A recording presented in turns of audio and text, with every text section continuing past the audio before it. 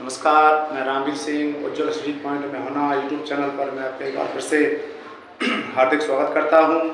आशा करता हूं कि आप सब अच्छे होंगे।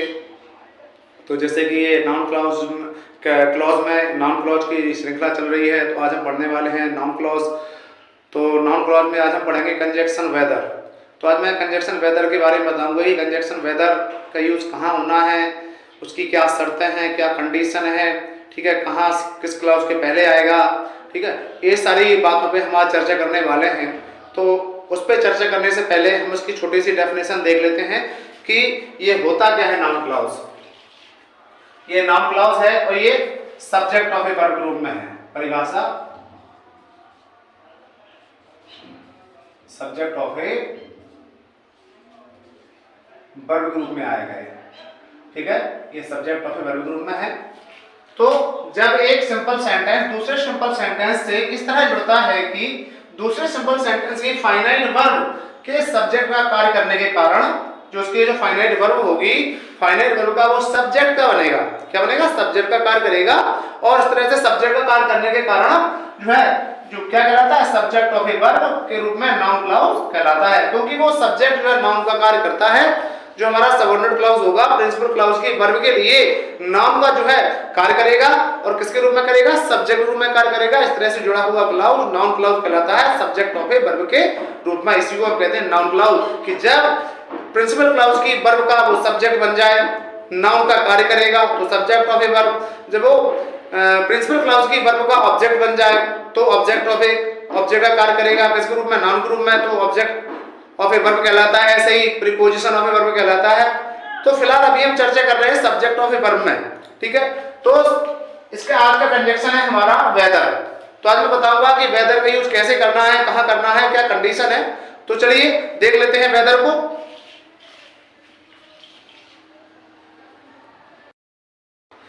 तो यहां कंजक्शन है हमारा वेदर। नाउन क्लॉज किस रूप में आ रहा है? सब्जेक्ट ऑफ ए वर्ब के रूप में आ रहा है। तो ये नोट दिया हुआ है, यदि सबऑर्डिनेट क्लॉज हेल्पिंग वर्ब से आरंभ होगा। मान के चलिए यदि हमारा सबऑर्डिनेट क्लॉज जो है फर्स्ट इंट्रोगेटिव है। कैसा है? फर्स्ट इंट्रोगेटिव है, यानी कि हेल्पिंग वर्ब से आरंभ होता है, क्योंकि जो इंट्रोगेटिव फर्स्ट इंट्रोगेटिव सेंटेंस होता है वो एक्चुअली ऑलवेज हेल्पिंग वर्ब से आरंभ होता है। तो जो सबऑर्डिनेट क्लॉज हेल्पिंग वर्ब से आरंभ होगा तो कंजक्शन क्या बनाएंगे वहां पे? कंजक्शन जो है वेदर का प्रयोग होगा। और किस रूप में होगा? सब्जेक्ट रूप में होगा। यानी कि जो हमारी प्रिंसिपल क्लॉज की जो जो जो वर्ब होगी ना, उस वर्ब का वो सब्जेक्ट का काम करेगा, इसलिए जुड़ा हुआ clause subject of a verb कहलाता है। अब इसको हम एग्जांपल के रूप में देख लेते हैं यहां। तो एग्जांपल है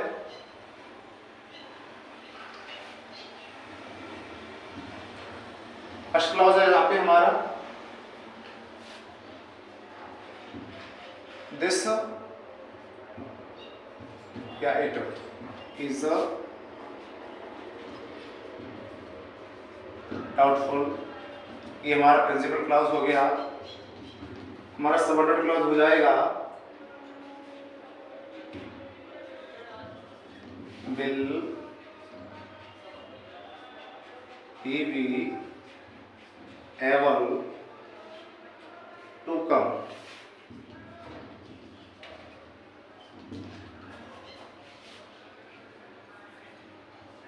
ये हमारा सबऑर्डिनेट क्लॉज। तो प्रिंसिपल क्लॉज या तो दिस से आरंभ होगा या इट से आरंभ होगा। यहाँ पे लिखा हुआ दिस इज डाउटफुल या इट इज डाउटफुल। तो समझ लीजिए दिस या इट अगर पहले आ रहा है तो समझ लीजिए वो हमारा सब्जेक्ट ऑफ ए वर्ब का जो है काम करेगा। कौन सा क्लॉज कहलाएगा? सब्जेक्ट ऑफ ए वर्ब कहलाएगा। कब? जब प्रिंसिपल क्लॉज हमारा दिस या इट से स्टार्ट हो। प्रिंसिपल सबऑर्डिनेट क्लॉज है हमारा will he be able to come. First interrogative है, हेल्पिंग वर्ब है, तो हमारा ये कौन सा हो जाएगा? जो है सब्जेक्ट ऑफ ए वर्ब के रूप में। कंजक्शन क्या बनाएंगे यहाँ पे हम? वेदर।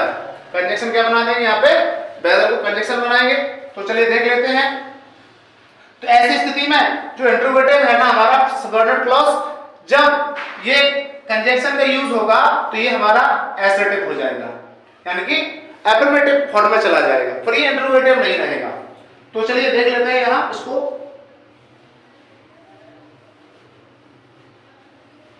तो ये हो जाएगा यहाँ पे weather.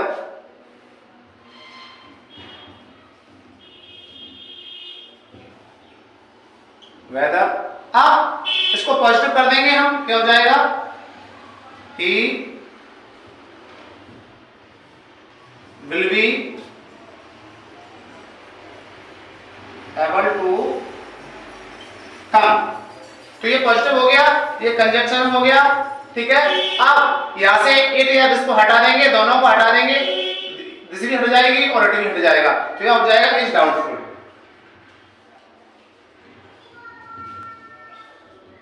Is doubtful.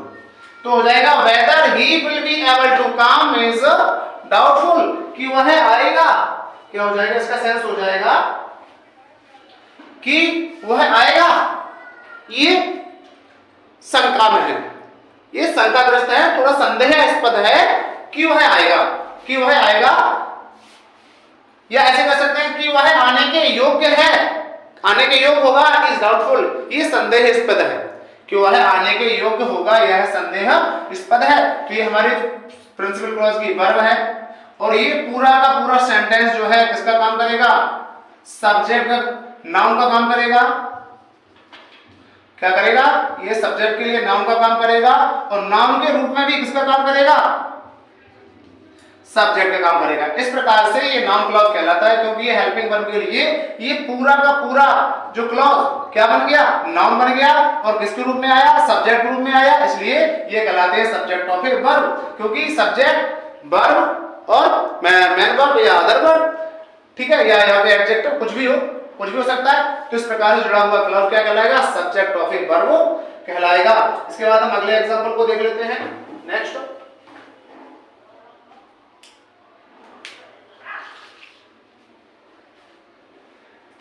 Sorry,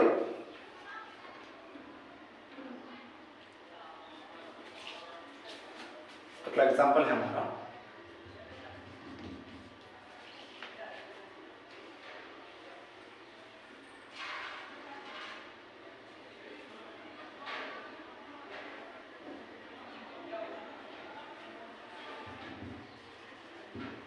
this या it is not certain, ये हमारा हो गया principal clause.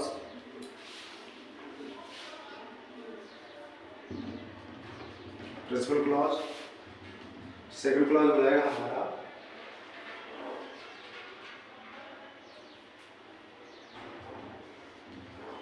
will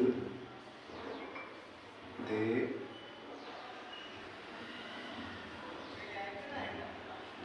able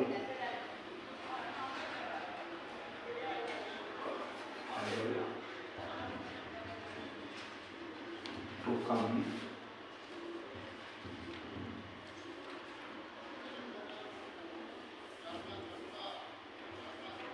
us। तो ये हमारा हो गया सबऑर्डिनेट क्लॉज। इंट्रोगेटिव है, तो देख पा रहे हैं ना, सबऑर्डिनेट क्लॉज हेल्पिंग वर्ब से आरंभ हो रहा है, फर्स्ट इंट्रोगेटिव है, स्टार्टिंग में दिस है या इट है, दोनों में से या तो दिस होगा या इट होगा, ठीक है, इसलिए मैंने दोनों ही लिख दिए, या तो ऐसे लिखा हुआ this is not certain, it is not certain. अगर ये पहले आ रहा है तो समझ लीजिए हमें किस रूप में आएगा, सब्जेक्ट ऑफ ए वर्ब के रूप में आएगा।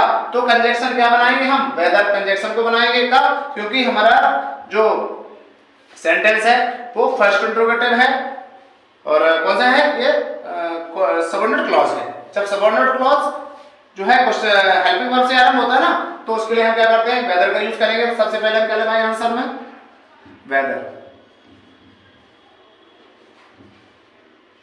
वेदर। अब इसको क्या कर देंगे, एफर्मेटिव में दे में लाएंगे, तो क्या हो जाएगा, दे will be able to come with us। अब यहां से दिस को भी हटा देंगे, इट को भी हटा देंगे, तो क्या बचा, is not certain, is not certain. तो हो गया whether they will be able to come with us, not certain.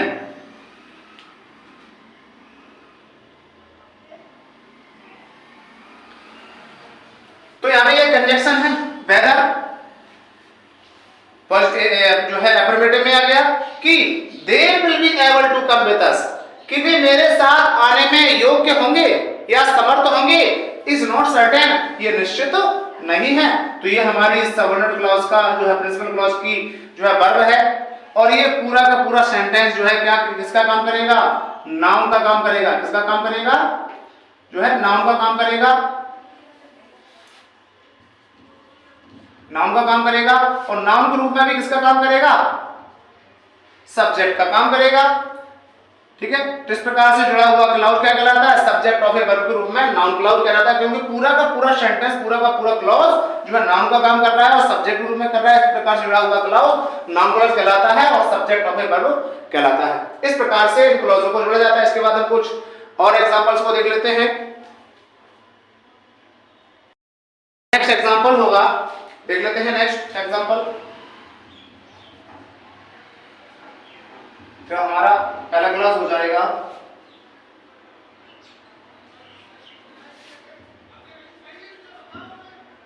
This oblique it is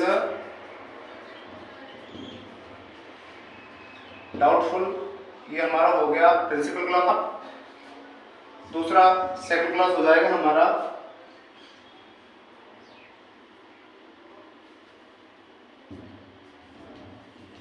will they be able to get good marks, ये हो गया हमारा सबऑर्डिनेट क्लॉज। अब यहाँ पे आपको एक और बता दूं, पहचान कैसे करेंगे कि प्रिंसिपल क्लॉज कौन सा होगा, कि जिसमें दिस या इट देखने को मिल जाए, समझ लेना वहां पे, क्योंकि 99% केसों में आपको दिस या इट देखने को ही मिलेगा। कि अब दिस और इट दिया हुआ है तो आसानी से आप फाइंड आउट कर सकते हैं कि ये प्रिंसिपल क्लॉज है और ये सबऑर्डिनेट क्लॉज है। ठीक है, इस प्रकार से आप पहचान कर लेंगे कि दिस या इट से शुरू हो रहा है या जो है पीछे दिस या इट आ रहा है, तो समझ लेते हैं हमारा प्रिंसिपल क्लॉज हो जाएगा। अब यहाँ पे देखिए सबऑर्डिनेट क्लॉज जो है हेल्पिंग वर्ब से आरंभ हो रहा है, हेल्पिंग वर्ब से आरंभ हो रहा है, तो कंजक्शन क्या बनेगा, वेदर बनेगा। तो सबसे पहले क्या करना है, हमें कंजक्शन को लगाएंगे, आंसर तो हो जाएगा वेदर। आप सबऑर्डिनेट क्लॉज को पॉजिटिव वे में लाएंगे तो क्या हो जाएगा, they will be able to get good marks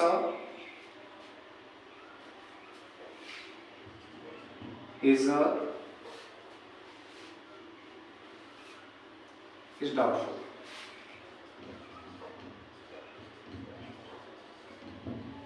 तो अब जैसे कि कंजंक्शन हो गया कि they will be able to get good marks, कि वे अच्छे मार्क्स प्राप्त करने में योग्य हैं, होंगे।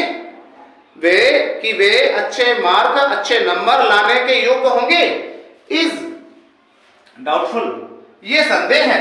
तो यहाँ पे ये जो इज है प्रिंसिपल क्लॉज की जो वर्ब है इज, ये पूरा का पूरा सेंटेंस जो है पूरा का पूरा सबऑर्डिनेट क्लॉज, पूरा सबऑर्डिनेट क्लॉज जो है किसका काम कर रहा है, नाउन। इसके लिए ये क्या काम कर रहा है, नाउन का काम कर रहा है, और नाउन के रूप में ही किसका काम कर रहा है,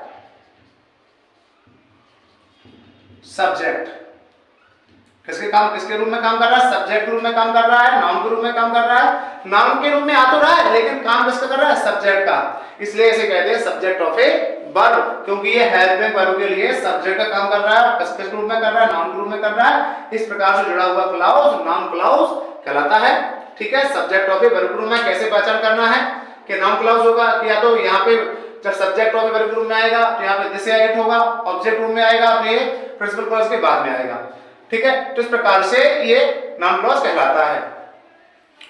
कोई भी कंफ्यूजन है, कोई भी प्रॉब्लम है, कोई भी समस्या है तो आप निसंकोच आप कमेंट सेक्शन में कमेंट कर सकते हैं। अगले वीडियो में हम आपकी कमेंट का रिप्लाई करेंगे। वीडियो कैसा लगा आप जानते हैं अगले वीडियो में फिर आपसे मुलाकात होगी, ऐसे इंटरेस्टिंग वीडियो में फिर आपसे मिलेंगे। तब तक के लिए नमस्कार, जय हिंद, जय भारत।